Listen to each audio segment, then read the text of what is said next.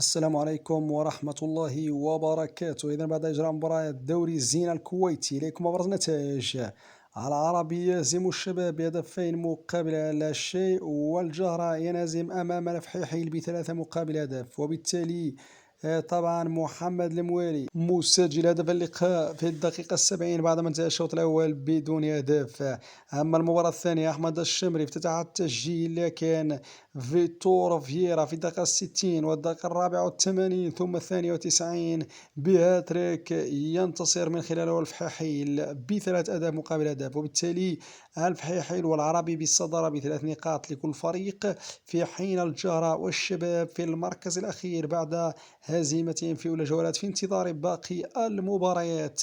أما هداف الدوري طبعا دوري زين الكويتي فهو فيتور فيرا لاعب الفحيحيل بثلاثة أهداف سجلها خلال الجولة الأولى في انتظار باقي المباراة.